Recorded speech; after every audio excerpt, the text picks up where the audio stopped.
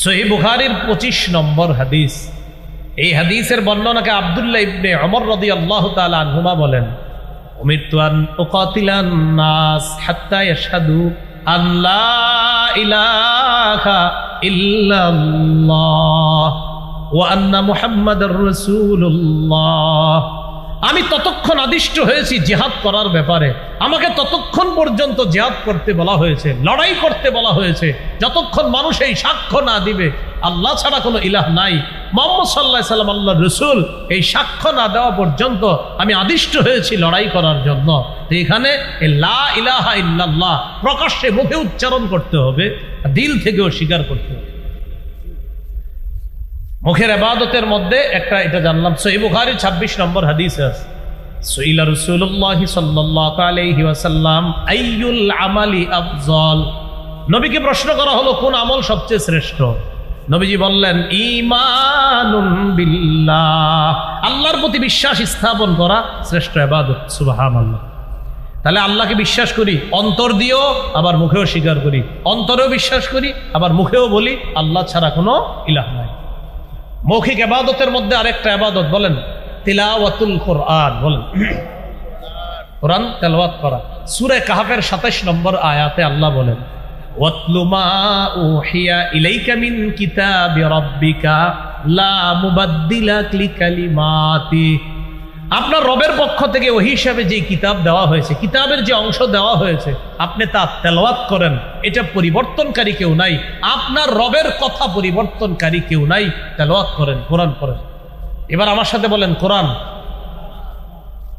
একটু আওয়াজ করেও পড়া যায়, বলেন আওয়াজ ছাড়াও পড়া যায়। তাহলে আওয়াজ করেও পড়া যায়, আবার আওয়াজ ছাড়াও পড়া যায়। তিরমিজি শরীফের বর্ণনা 1333 নম্বর হাদিস। قال رسول الله صلى الله عليه وسلم الجاهر بالقرآن كالجاهر بالصدقة والمسر بالقرآن كالمسر بالصدقة। যে ব্যক্তি একটু উঁচু আওয়াজে কোরআন পড়ে সে প্রকাশ্যে সৎকাকারীর মতো, যে ব্যক্তি একটু নিম্ন আওয়াজে কোরআন পড়ে সে গোপনে সৎকাকারীর মতো। তাহলে কোরআন দুই ভাবে পড়া যায়। সহিহ বুখারীর বর্ণনা 5011 নম্বর হাদিস। এই হাদিসের বর্ণনাকারী বারা ইবনে আযিব রাদিয়াল্লাহু তাআলা তিনি বলেন কানা রাজুলুন ইয়াকরাউ সূরাতাল কাহফি। এক ব্যক্তি সূরা কাহফ তেলাওয়াত করছিল। কোন সূরা? কাহফ। ওয়া ইলা জানিবিহি হিসানুন মারবুতুন বিশাতানাইন। ওই ব্যক্তির পাশে তার দুইটা ঘোড়া আছে, তার একটা ঘোড়া রশি দিয়ে বাঁধা, তার একটা ঘোড়া আছে দুইটা রশি দিয়ে বাঁধা ঘোড়াটা।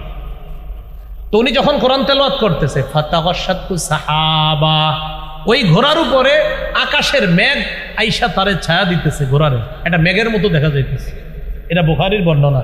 আর মুসলিমের বর্ণনাটা এমন, একটা মেঘমালার মতো দেখা গেছে, ফিহা আমসালুস সুরুজ, ওই মেঘের ভিতরে আবার আপনার বাতির মতো দেখা গেছে, বাতি।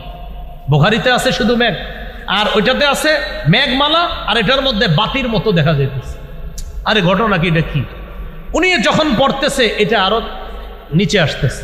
উনি বলেন ফাজআলাত তাদনু ওয়া তাদনু, এই মেঘ শুধু নিচের দিকে আসতেছে, মেঘের মতো খণ্ডটা শুধু নিচে আসতেছে।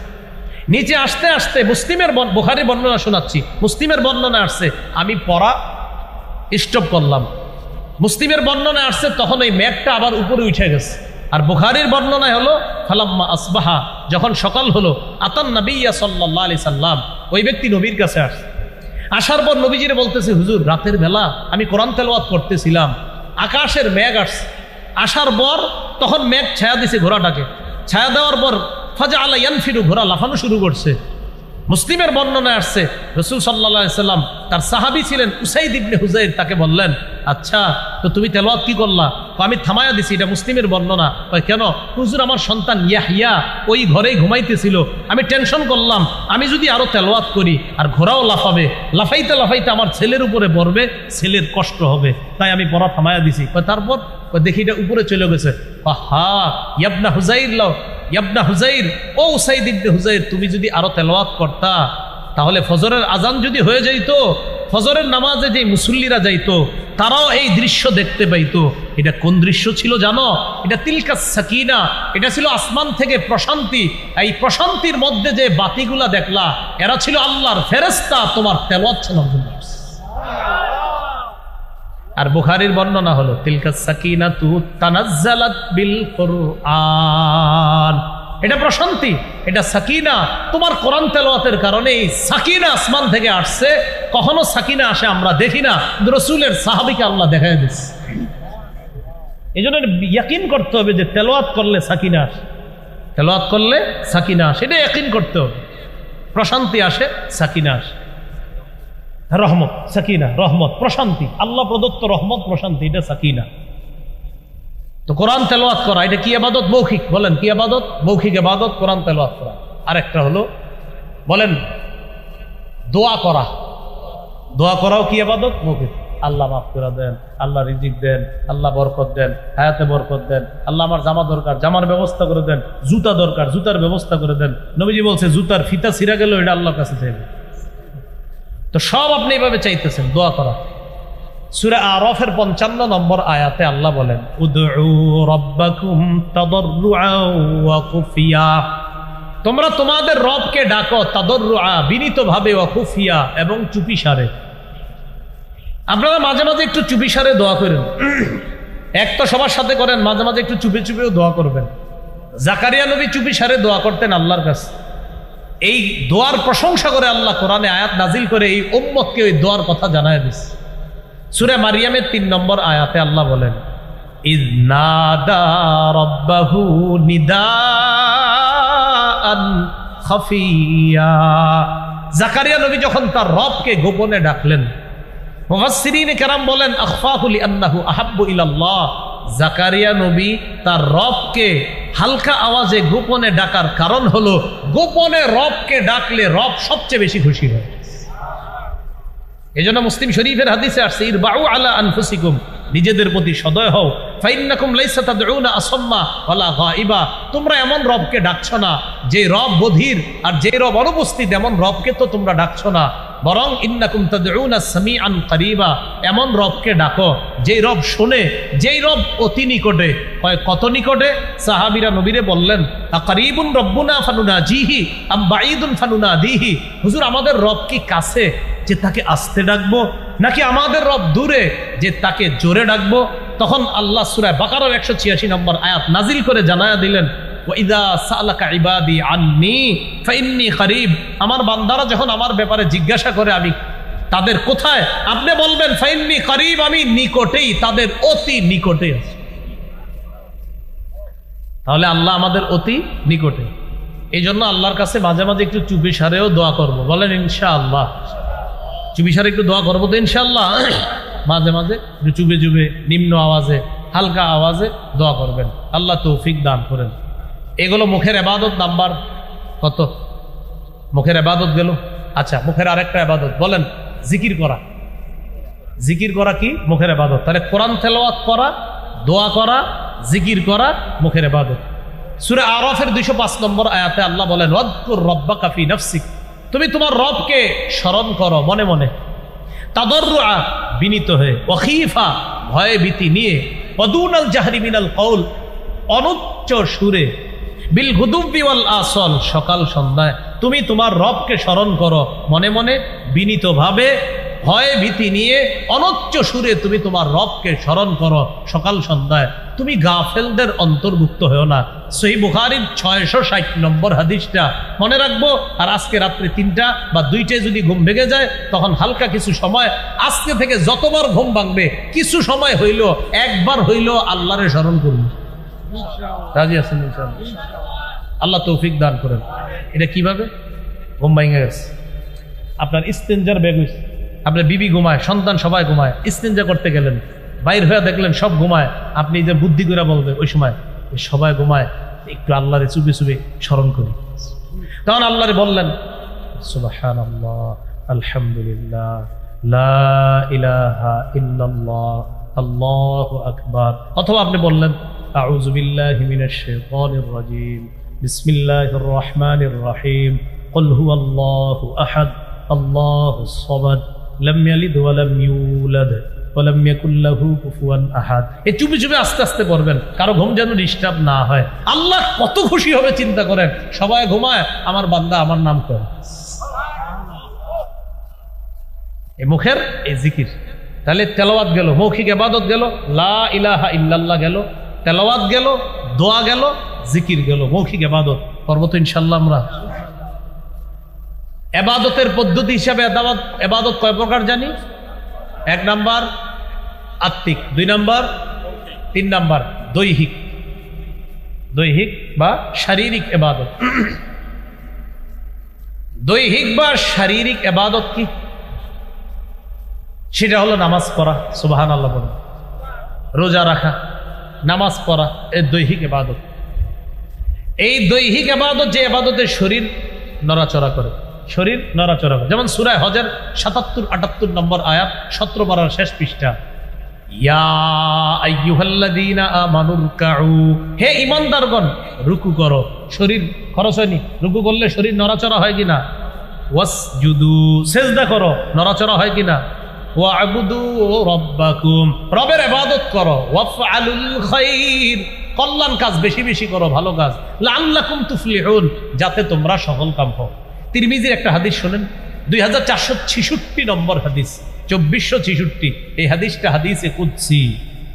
আন আবি হুরায়রা রাদিয়াল্লাহু তাআলা আনহু قال قال رسول الله صلى الله عليه وسلم إن الله تعالى يقول يا ابن آدم, আল্লাহ পাক রব্বুল আলামিন বলেন, হে আদম সন্তান, হে আদম সন্তান, তাফাররাগ লিইবাদাতি, তুমি আমার ইবাদতের জন্য একটু চেষ্টা মুজাহাদা করো, যথাসাধ্য চেষ্টা করো আমার ইবাদতের জন্য। তাহলে কি উপকার? আমলা সদরকা গিনা, আমি তোমার অন্তর ঐশ্বর্যে পরিপূর্ণ করে দিব। তুমি আমার ইবাদত যথাসাধ্যভাবে চেষ্টা করো, আমার ইবাদত করো। আমলা সদরকা গিনা, তোমার এই অন্তর, তোমার এই বুক, তোমার এই বুকটা আমি আল্লাহ ধনাঢ্যতায় পরিপূর্ণ করি। তাহলে কি বললো আল্লাহ? তুমি আমার জন্য ইবাদত করো, যথাসাধ্য চেষ্টা করে তোমার অন্তরটা আমি আল্লাহ ঐশ্বর্যে, টাকা পয়সা, ধন সম্পদ দিয়ে পরিপূর্ণ করে দিই। আর কি করব? ওয়া আসুদ্দা ফাকারাকা, তোমার দারিদ্রতা আমি আল্লাহ দূর করে দিব।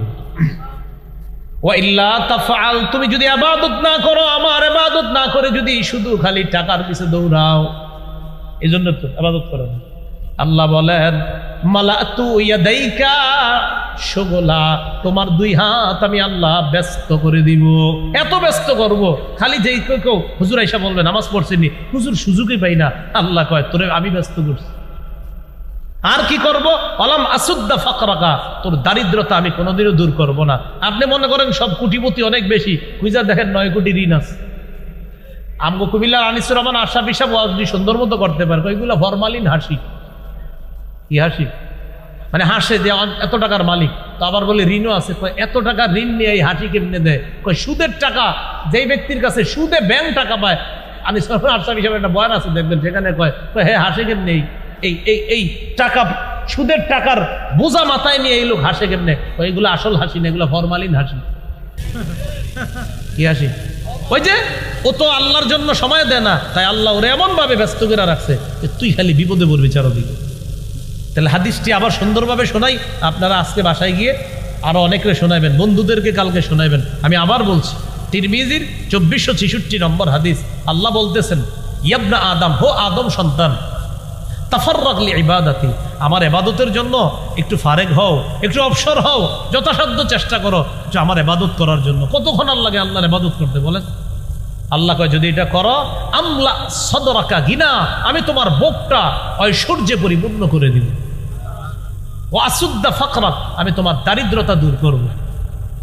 আর যদি ওয়া ইল্লা তাফাল, যদি না করো, মানে তুমি খালি সব পারো, আমার ইবাদতের সুযোগ না পাও। অনেক মানুষ বলবে, দেখবেন হুজুর সময় পাই না, আর কোয়েন না, সময়ই পাই না। আল্লাহ বলেন, ওয়া ইল্লা তাফাল, যদি তুমি আমার ইবাদত না করো, তাহলে মালাতু ইয়াদাইকা শুগলা, তোমার 2 হাত আমি ব্যস্ত করে দিব। এত ব্যস্ত করে দিব, তুমি ব্যস্ত আর ব্যস্ত থাকবা, খালি ব্যস্ত চারদিকে। বললাম আসুদ্দা ফাকরাক, তোমার যে দারিদ্রতা এটা দূর করব না। দেখতে মনে হবে তুমি অনেক টাকার মালিক, কিন্তু তুমি টাকার পেরেশানিতে রাত্রে ঘুমাইতে পারবে না, পেরেশান হয়রান। তাহলে ইবাদত করবো তো ইনশাআল্লাহ। বলেন তো 3 নাম্বার কি ছিল? দৈহিক ইবাদত। 4 নাম্বার কি? আর্থিক, টাকা পয়সা দান সদকা করা, আর্থিক ইবাদত। যাকাত দেওয়া, আর্থিক ইবাদত। যাকাত দেওয়া, আর্থিক ইবাদত। যারা অতীতের যাকাতগুলা দেন নাই, দিয়ে দিয়েন।